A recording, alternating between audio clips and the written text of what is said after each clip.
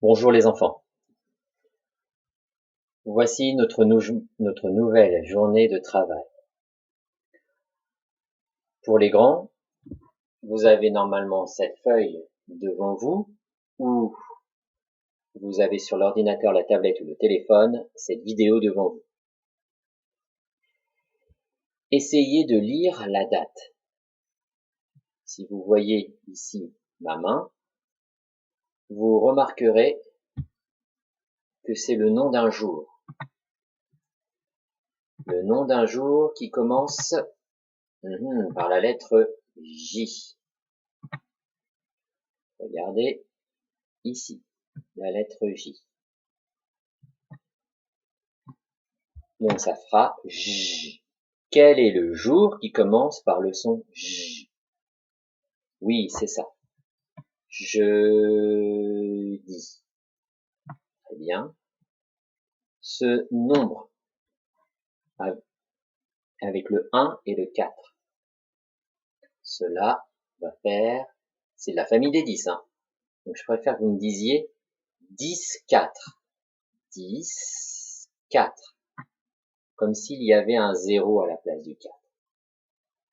Malheureusement, 10, 4, ça ne se dit pas.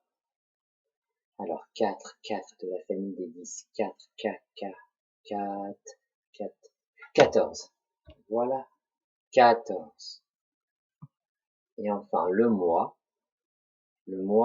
commence par la lettre M. Mais ce n'est pas mars. Oui, mais peut-être que papa et maman vous expliqueront que le A et le I, quand ils se tiennent la main, ils font le son E. Exercice numéro 1. Vous aurez besoin d'un crayon à papier, d'une gomme ou d'un feutre. Comme d'habitude, vous écrivez la date en cachant le modèle. Vous avez le droit de regarder 2 fois pendant que vous écrivez. Vous mettez sur pause et on se revoit pour l'exercice 2. Exercice numéro 2. L'adulte cache la date du dessus et je dis le nom de chaque lettre qui est en minuscule. À vous d'expliquer à papa et à maman maintenant ce que vous devez faire. Et vous le faites.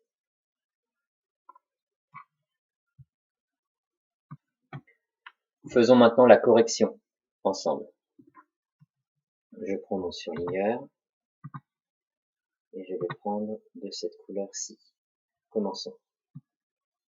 J, E, oui, U, D, I. Vous vous souvenez du 1 et du 4. Le 1, comme il y a 2 chiffres, ce n'est pas 1 et 4. Comme ils sont ensemble et collés, le 1, c'est pour dire que c'est le 1 de la famille du 10. 10, 4. Mais on a retiré le 0 pour mettre à la place le 4, parce qu'on a rajouté 4 choses. Bref, je vous réexpliquerai ça plus tard. Normalement, je vous l'avais expliqué en clair. Vous vous souvenez, ça ne se dit pas 4, mais 40. Mais 14. Voilà. 14. 14. Alors, la lettre M, puis la lettre A, et enfin la lettre I. Faisons-le maintenant avec une écriture en attaché. La lettre J, E, U, D, I, 14, M, A, I.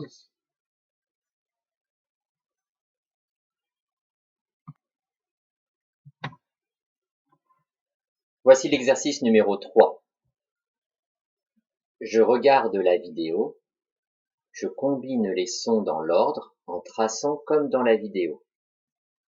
Ça veut dire que vous aurez besoin d'un feutre, même 3 feutres. Je le fais.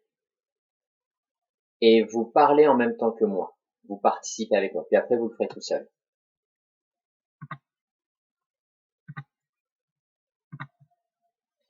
Ici, nous voyons la lettre S. Il faut faire chanter les lettres. Et nous allons faire avancer la lettre S, nous allons la faire chanter jusqu'à temps qu'on arrive à une nouvelle lettre pour changer de son. Le E accent aigu, je vous rappelle, ça fait et.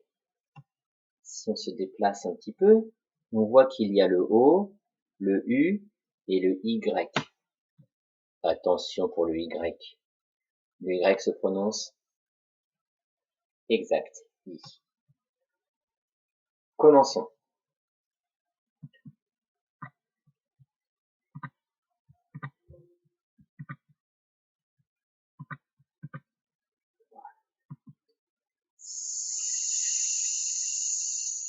C'est O. À toi de le faire.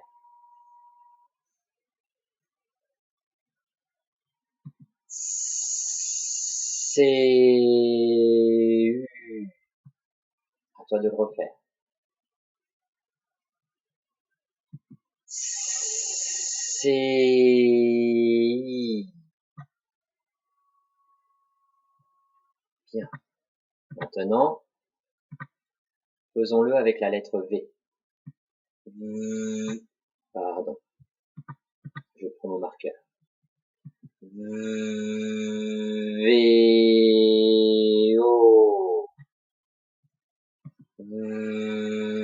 V-U. V-I.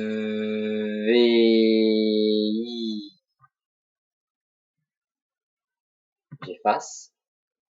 Maintenant, je le fais avec la lettre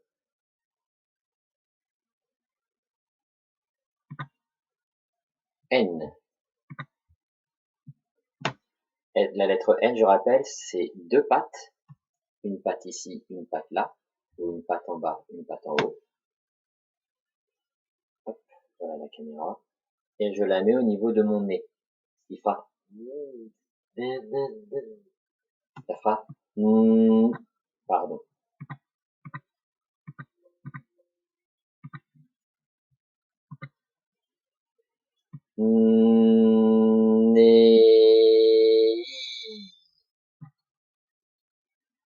Oui, j'ai le droit de commencer en bas.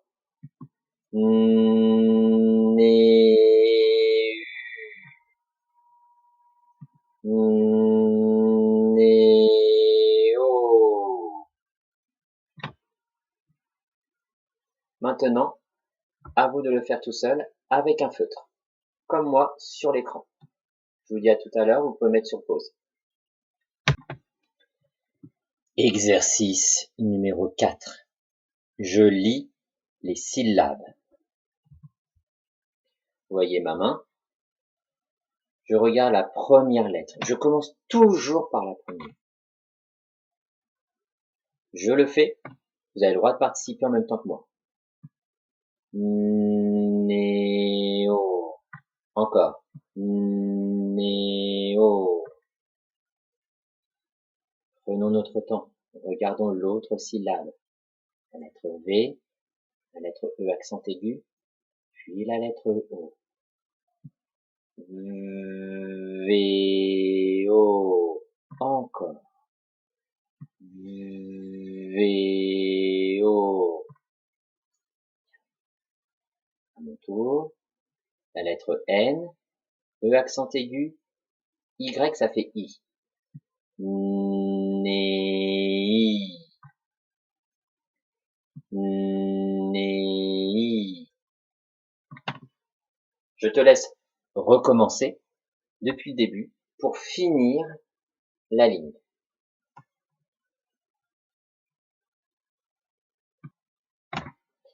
Exercice numéro 5. J'écoute. Je répète.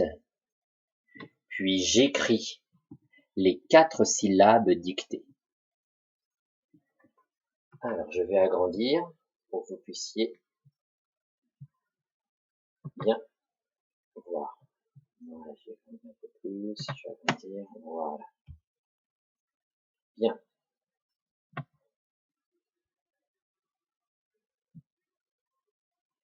Première syllabe que vous devez écrire, donc vous aurez besoin d'un crayon à papier et d'une gomme.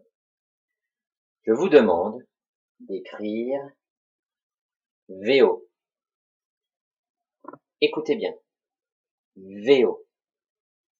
Maintenant, je le dis lentement. VO. VO. À ton tour de répéter.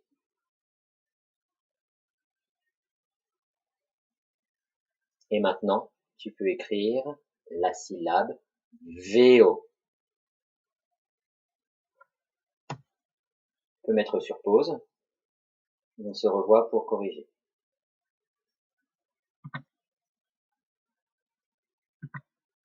Comment écrivons-nous VO? La lettre V, exact. Oh, c'est gros. Je vais faire un peu plus petit. V, et. Oui, c'est un E.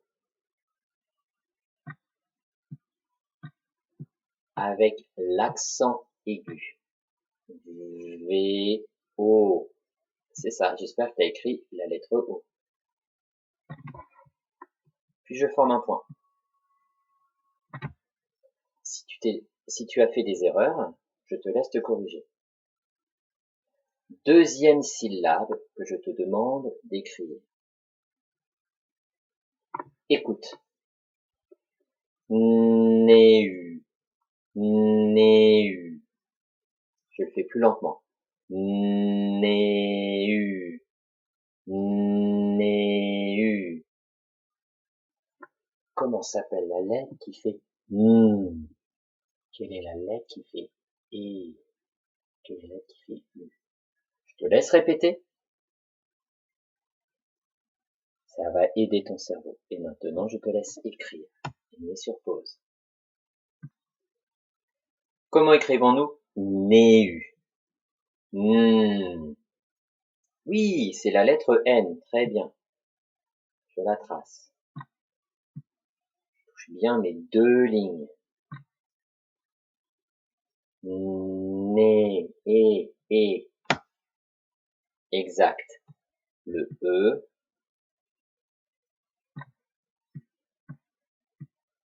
Avec son accent aigu. Né, U. La lettre U, tu as raison. Et je fais un point.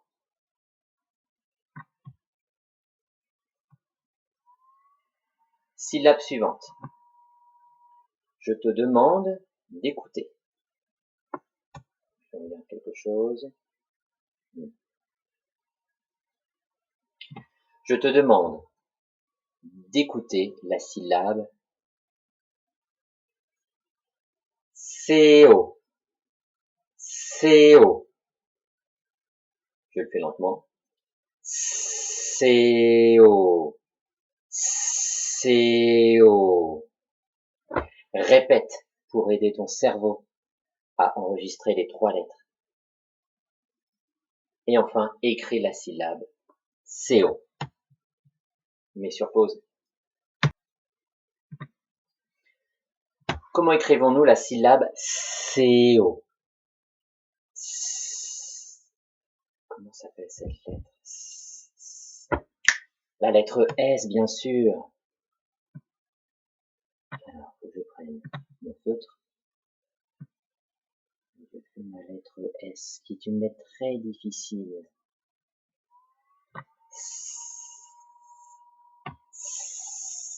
Et. Comment s'appelle cette lettre qui fait le son? Et, mais on l'a vu avant, bien sûr. E. Accent. Je fais mon E avec l'accent aigu. C-U-U-U. Mais bien sûr! Oui, c'est ça. La lettre U.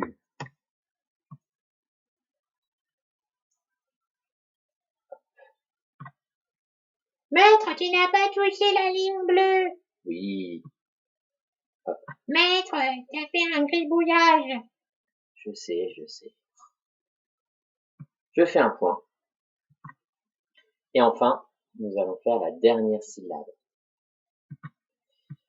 Alors, la dernière syllabe, écoutez bien. Je veux que ça soit CI. CI. Répète. Faisons-le lentement. CI. CI. Répète, pour aider ton cerveau.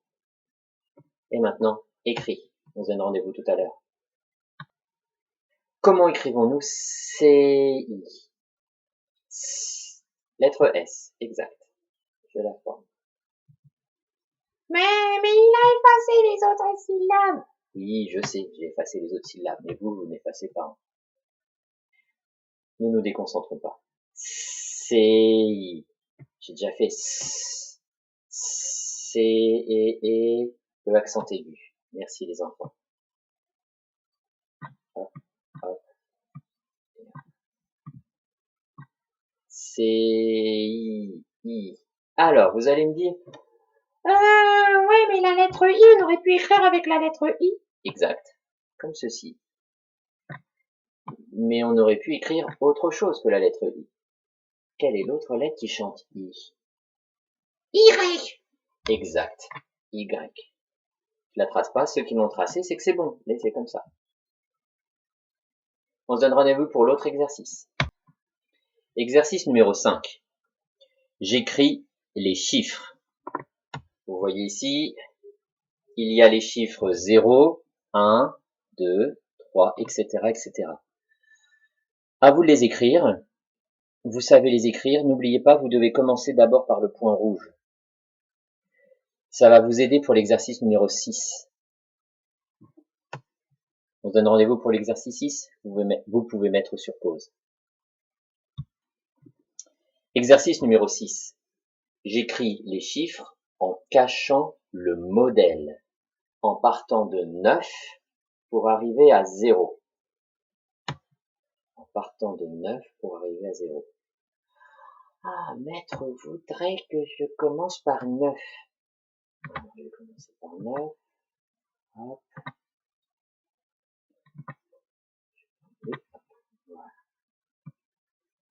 Et je forme mon 9. Comme ceci. Et je le sépare par un point. C'est important que vous mettiez un point pour séparer.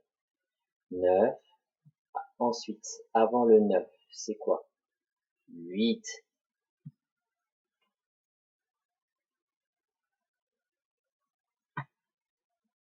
Je fais, oui, exact, je dois faire un point. Avant le 8, 9, 8, 7. Et je mets un point. Et ainsi de suite. Je te laisse faire l'exercice. N'oublie pas de mettre sur pause. Exercice numéro 7. Je relie les points des chiffres en partant de 10 pour arriver à 1. Je relie les points des chiffres en partant de 10 pour arriver à 1. Alors, je regarde les dessins. Alors, le premier, je pense que c'est un escargot. Le deuxième exercice, le deuxième dessin, je crois que c'est un... pour les plus forts, je crois que ça s'appelle un stégosaure, de la famille des dinosaures. Et enfin, le dernier, facile, c'est un éléphant.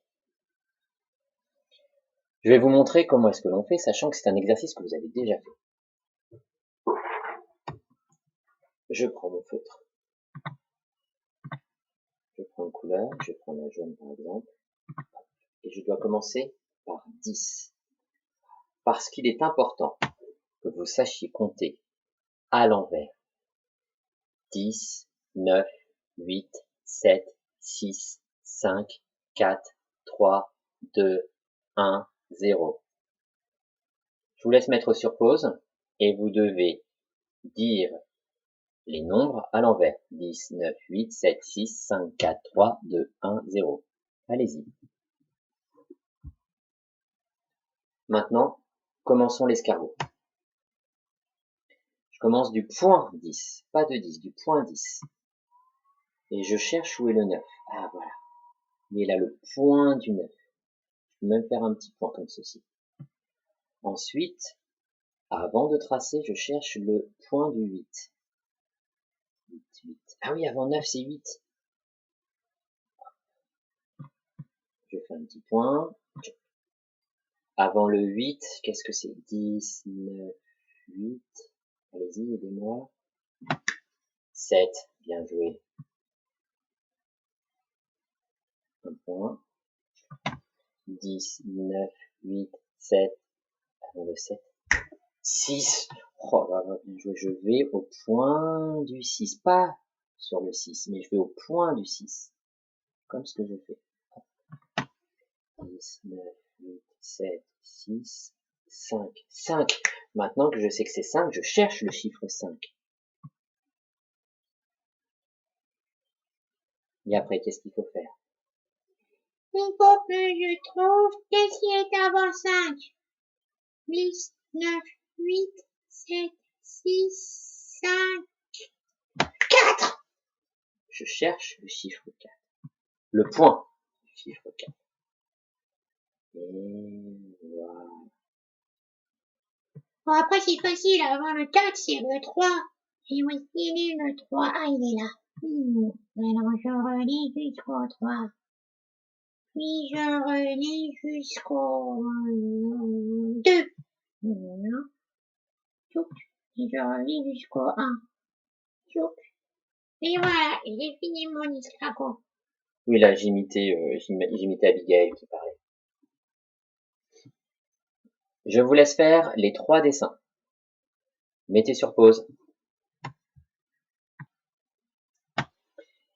Exercice numéro 8. J'écoute la vidéo, puis j'écris les nombres de la famille des 10 en les nommant à chaque fois comme dans la vidéo. Regardons un petit peu ce tableau. Que voyez-vous? C'est à vous de parler. Voilà, vous participez, vous parlez. D'accord. D'accord. On voit les chiffres, c'est ça. 0, 1, 2, 3, 4, 5, 6, 7, 8, 9. Et arrivé à 9, on devrait continuer à 10. Oui, mais c'est une nouvelle famille, le 10. Alors, il faut qu'on change de famille. Pourquoi c'est une nouvelle famille? Parce qu'il y a 2 chiffres.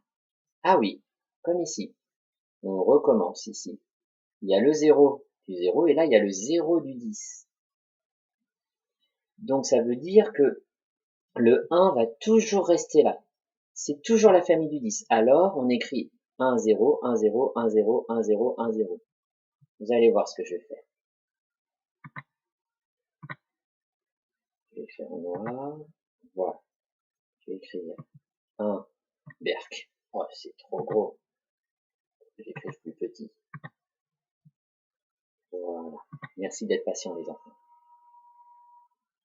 1, 0,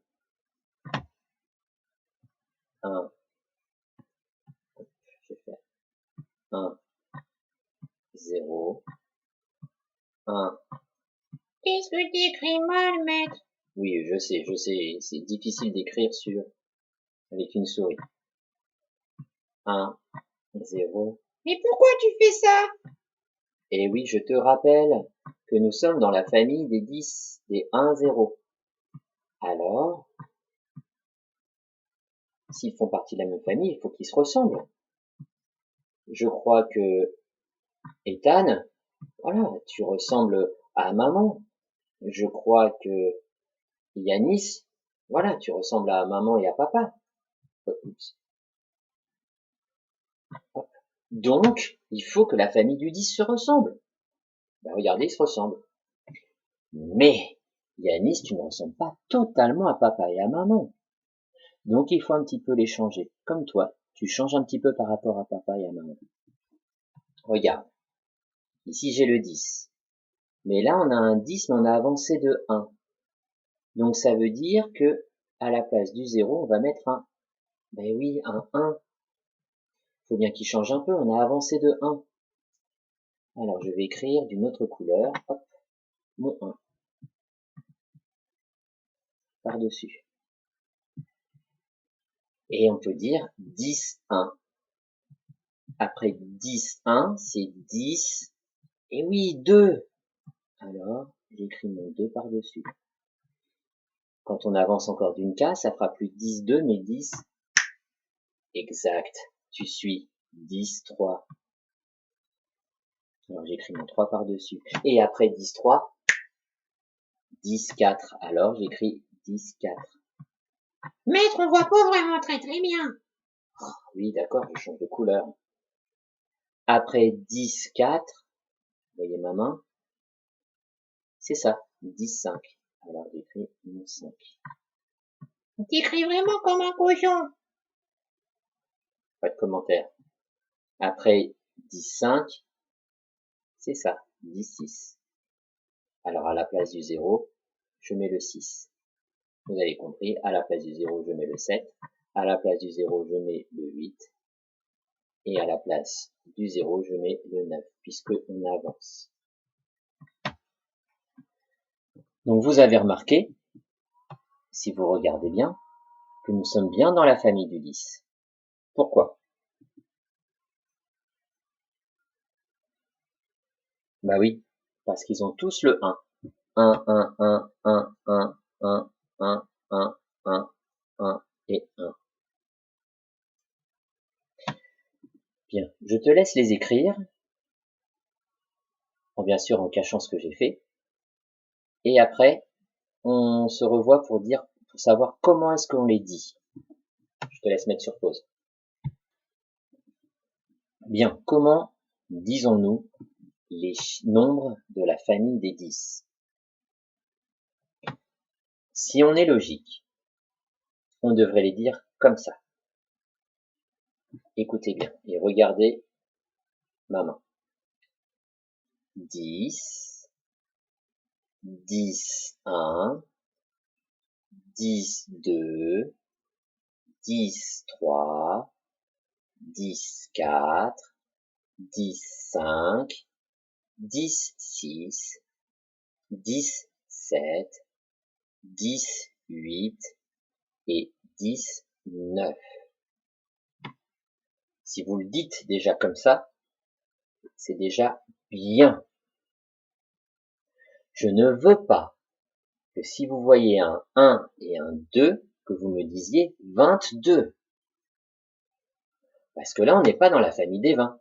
On est dans la famille des 10. Donc, je préfère que vous me disiez 10, par exemple, ici, 10, 2, que 22. Sinon, c'est fessé. Hein.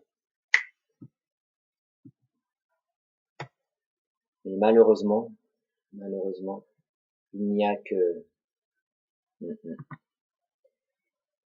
ceux-là qui se disent avec le 10.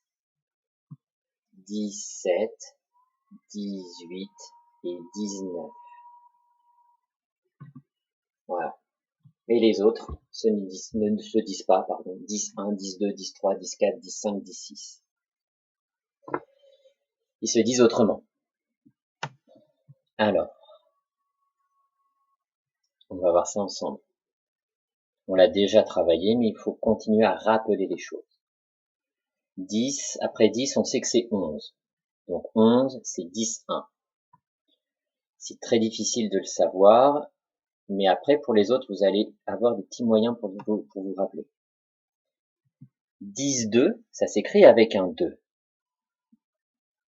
Et en fait, 2, 2, si on doit le transformer pour dire 10, 2, en un seul mot, on dira 2, 2, 2, 2, 2, 2, 2, 12. 12. 12 s'écrira avec un 10 et un 2. Sauf qu'à la place du 0, on mettra le 2. 2 comme, enfin 12 comme 2. Pour 13. 13, 13. Mais 13, 13, comme 3. Donc ça s'écrira un 10 avec un 3, exact. Après 14, 14, 14, 14, 14, comme un K, 14 comme un 4. Donc on écrira un 10 et sur le 0 le 4. 14, 4. Mais oui. 14, 15, 15, 15, 1, 1, 1, 15, 1, 1, 5, 6, 5. Vous avez trouvé. Mais oui, 15, 5. On entend le son 1 un petit peu dedans. 15, 5. N'hésitez pas à répéter ce que je dis, ça va vous aider. Si vous ne faites qu'écouter, vous n'y arriverez pas totalement. Répétez ce que je dis. Et après 15, 16, 16, 16, 16, 6, 6, 16, 6, 6. Vous avez entendu? Eh oui, 16, ça s'écrira avec un 6. Bien. Alors maintenant, vous êtes capable de me dire les nombres. Si vous avez un peu de mal, papa et maman vont vous aider. Mettez sur pause et bon travail. Exercice numéro 9. Je dessine mes réponses aux questions posées par l'adulte. Vous avez ici un tableau, avec 3 colonnes. Il faut que, cette fois-ci je parle aux parents, il faut que l'enfant regarde la deuxième partie de Pinocchio. Avant, vous lui lisez les 3 questions, et en s'aidant des 3 questions, vous trouverez alors les réponses, en regardant la vidéo. Je vous laisse mettre sur pause et faire le travail. N'hésitez pas au fait à dessiner avec lui. Il peut vous donner des indications sur quoi dessiner. L'objectif est pas qu'il dessine, l'objectif est qu'il parle et qu'il raconte ce qu'il se passe. Pause. Exercice numéro 10. Je regarde la vidéo, je dois montrer la majuscule, la minuscule, puis la cursive. Vous connaissez l'exercice, je ne vous la rappelle pas. Je regarde un petit peu en dessous. Je vous laisse mettre sur pause et on travaillera l'exercice numéro 11. Exercice numéro 11. J'écris les lettres en les reliant. Là, je parle aux parents. Vous voyez qu'il y a la lettre P et la lettre N, mais elles ne sont pas attachées. Il faudra expliquer à l'enfant qu'il va falloir attacher les lettres lorsqu'il écrira tout seul. Donc, d'abord, il trace sa lettre P dans la lettre, en disant je monte en oblique, je descends, je creuse dans la terre comme un ver de terre. Puis je fais un arrondi, un pont, puis la queue. Il n'attache pas, puis il fait la lettre N. En levant son crayon quand il arrive au niveau de la terre, il lève son crayon pour faire le pont et la queue. Je parle toujours aux parents. Si j'ai séparé les 2 lettres, c'est pour que l'enfant distingue bien les 2 lettres. Parce que la difficulté quand on attache, vous allez voir, c'est que l'enfant, quand il commence à apprendre à écrire, voilà ce qui va se passer. Il va faire son P, ensuite il lève son crayon, il va faire le pont, et arriver là, juste là. Là, à ce moment-là, vous voyez, visuellement, on est un peu perdu. Donc c'est important qu'il distingue bien, alors qu'on a continué à attacher entre le P et le N. Il faut bien qu'il distingue bien le P et le N, et qu'il prenne un peu de recul à ce moment-là, et qu'il se dise, ouais, mais mon N, il manque quelque chose. Il lui faut 2 ponts. Voilà. Et il faudra bien lui dire que cette fois-ci, il faut relier les 2 lettres. Dernière chose que je voulais également vous expliquer, les parents, c'est que il ne faut pas qu'il lève son crayon à la fin de chaque lettre. Je l'avais déjà dit dans la vidéo, mais je le répète. Le but de l'écriture en attaché, c'est de lever le moins souvent le crayon, sans repasser dessus, sur ce que l'on a fait. Là, je lève mon crayon. Je fais mon pont, ma canne, et là, je continue, j'en profite, je peux continuer, sans repasser sur mon trait. Là, si je m'arrête, c'est très bien.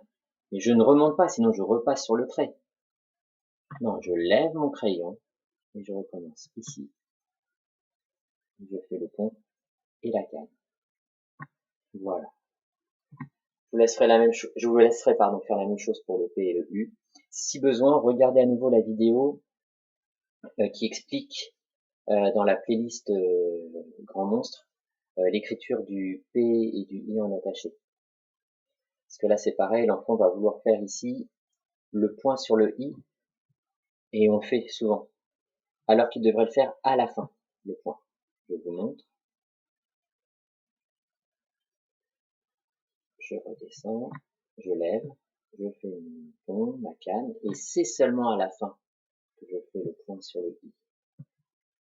Voilà, c'était le petit rappel. Je vous laisse mettre sur pause et travailler avec votre enfant. Exercice numéro 12. Je parle aux parents. Vous lui lirez la consigne. Ce qui serait bien, c'est que votre enfant, quand il voit par exemple cette première case, qu'il comprenne, que vous expliquez ou que l'enfant vous dise, oui, je vois ici une main qui indique 5 doigts, là un dé qui indique 3 doigts, et vous devez lui montrer qu'il doit rassembler le nombre de doigts avec le nombre de points de dé. Il faut qu'il puisse vous dire que il y a déjà en premier 5, et qu'à 5, on rajoute 3. Rien qu'en disant ça, sans utiliser ses doigts. Et c'est à lui d'imaginer, de se projeter, d'imaginer ce que 5 et 3, quand on les rassemble, qu'est-ce que ça pourrait faire? Ça ne peut pas faire 2 ni 4, ça ne peut faire qu'au-dessus de 5. Alors si vous dit 7, c'est déjà pas mal, si vous dit 8, c'est parfait, si vous dit 9, pas mal, si vous dit d'autres nombres, alors bon, c'est un peu regrettable. Mais s'il arrive à peu près à situer combien de têtes, c'est déjà très très bien. Une fois qu'il propose, eh bien, il vérifie avec ses doigts. 5, et puis 3. 5, et puis 3. Voilà. Et là, à ce moment-là, il a sa réponse avec ses doigts. Pour aller plus vite, vous n'aurez qu'à lui dire, pour la deuxième case, qu'est-ce que tu vois? Je vois 5. Très bien, donc tu as déjà 5. Et à 5, qu'est-ce que tu dois rajouter? À 5, je dois rajouter 1. À ton avis, si tu as 5 et que tu rajoutes 1, n'utilise pas tes doigts. Qu'est-ce que ça pourrait faire? Vous lui laissez donner sa proposition. Et une fois qu'il a donné sa proposition, eh bien, il s'aide de ses doigts pour vérifier. Si toutefois l'enfant s'embrouille avec ses doigts, c'est fort dommage. Si c'est problématique, utilisez dans ce cas-là des objets, par exemple des feutres, voilà, et puis vous les disposez 5 et 1 pour vérifier. Vous faites ça ainsi de suite, de manière assez rapide. En disant, voilà, que vois-tu? Je vois 5. Et que dois-tu faire? Je dois rajouter 1. Qu'est-ce que feront 5 et 1 si on les rassemble? Et voilà. Et cette gymnastique-là, avec cette formulation-là, de manière répétitive. Ne vous attardez pas sur l'écriture des chiffres. Si l'enfant écrit mal son chiffre, vous écrivez à côté. Voilà. Ou si vous estimez qu'il n'est pas trop fatigué, vous gommez et il réécrit. Ou sinon, dernière solution, vous réécrivez à côté et il passe par-dessus. Le but du jeu, là, n'est pas l'écriture des chiffres. Le but du jeu est qu'il calcule. Voilà l'objectif de ce travail. Bon courage. Je vais me mettre sur pause. Je parle toujours aux parents. Je vous laisserai lire la consigne. Alors, en effet, la numérotation n'est pas bonne. C'est pas l'exercice 9, c'est l'exercice 13, je crois. Je colorie le mandala. Alors, je mettrai une vidéo dans Petit Monstre, ou Artiste Petit Monstre, Artiste Bricoleur Petit Monstre, je crois, qui explique ce terme mandala, voilà, qui est un terme un peu indien, sanskrit, hindou, je ne sais quoi. Et le but du jeu, quand on colorie un mandala, c'est de commencer du centre, comme une spirale, et petit à petit, d'écarter son coloriage. Donc ça, vous le réexpliquerez à votre enfant, en disant qu'on commence du milieu pour écarter. Ce coloriage-là, vous devez faire à deux. Vous devez le faire avec lui. 1, il s'ennuiera moins. 2, il se sentirait davantage motivé. Et puis 3, j'ai pas 3. Voilà. Mais je pense que c'est bien que vous coloriez avec lui. Vous lui rappelez, on commence du centre, on cherche, voilà, la première forme qui est ici. Donc, vous lui rappelez, quand on colorie, qu'est-ce que l'on fait? Je colorie les contours. Alors, vous colorierez avec lui les contours. Pardon, check. Et je colorie, voilà, alors pas comme moi, je colorie les contours ici.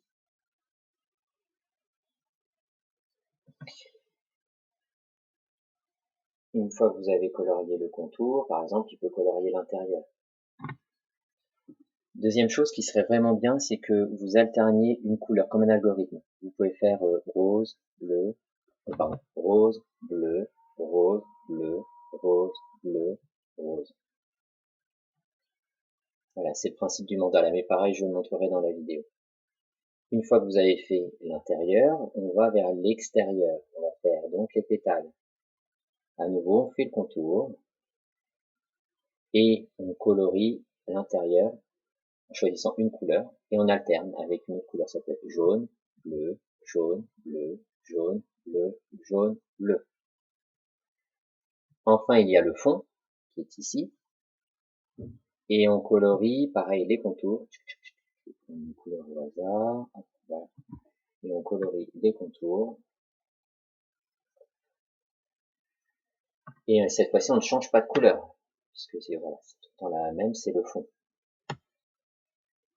Et une fois que vous avez fait les contours, hop, là vous pouvez le laisser un peu seul et il colorie alors après l'intérieur. Et vous lui rappelez qu'il ne va pas colorier les ronds.